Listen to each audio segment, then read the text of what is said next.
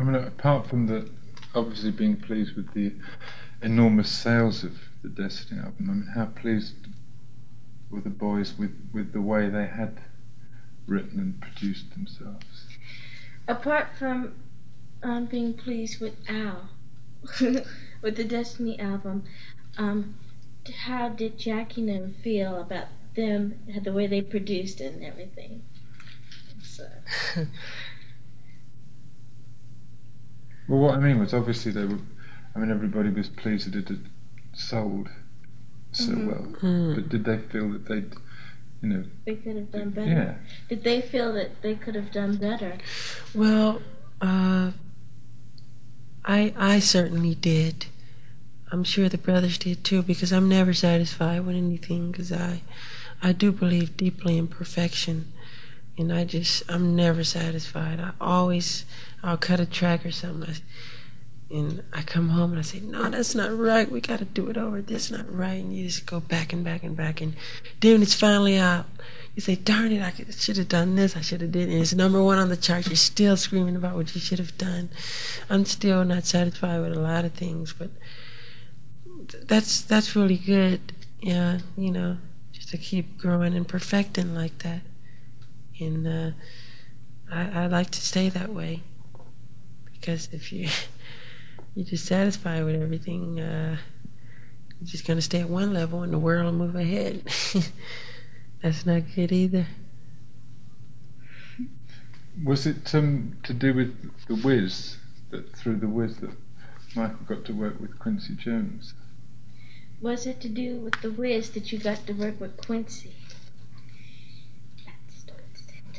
Yes. That was, I met Quincy before at Sammy Davis's house a long time ago. And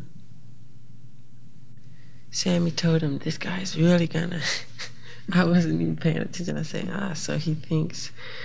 And Quincy said, oh yeah? He said, and Sammy said, oh, wait till you see him and blah, blah, blah. He's really, I just listening to all this junk he was saying, but, that's what he thought.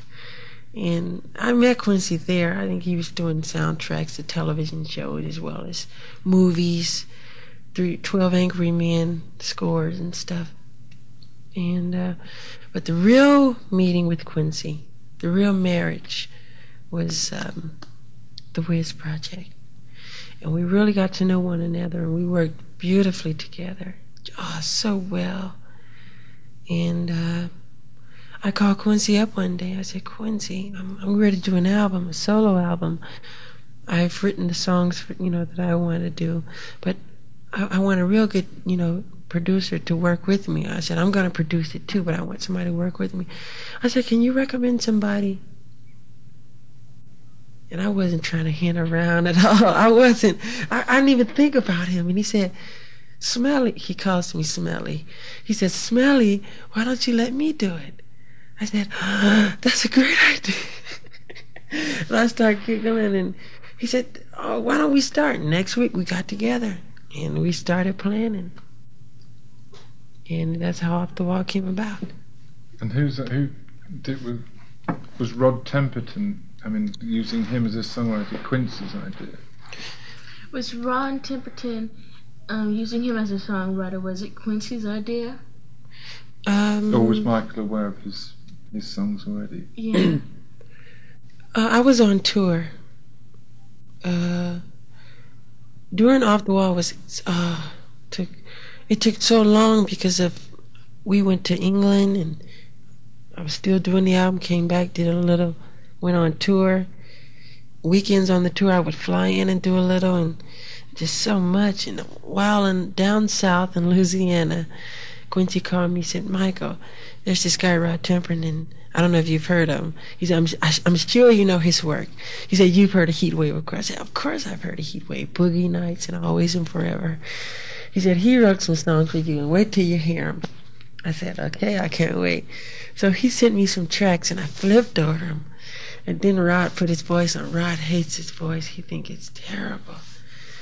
And and he was singing these songs, Rock With You. I said, God, these are great. So I recorded it, and that's how it came about. and they are great songs. And I just saw him last week. He's doing some George Benson stuff. That's gonna be good. And when on the tracks that Michael co-produced, you know, how did the kind of workload share out between him and Quincy? On the tracks that you produced, how did the workload share out with you and Quincy? Well, the songs that I wrote, I did myself. Well, I did the music. I wrote the music, wrote the lyrics, the melody, and everything.